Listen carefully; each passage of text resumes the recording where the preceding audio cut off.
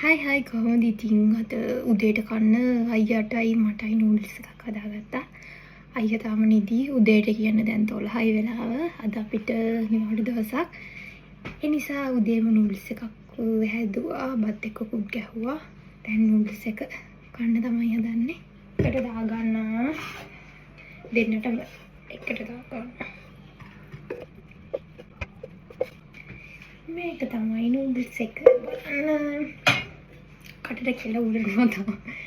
එන්න මම හදපු නූඩල්ස් එක. ඉතින් අයියට කොෆි එකක් හදනවා.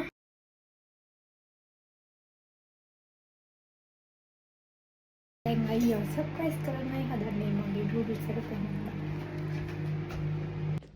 ටටඩා! හා? මටත් ඕනේ. 10 hours later. දැන් තමයි කන්න හදන්නේ. අපේ අයියා කෑවා. රහයිඩු කියලා කිව්ව බලන්න.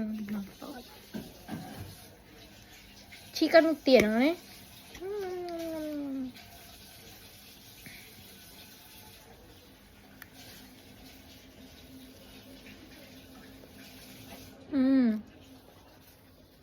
Mahal.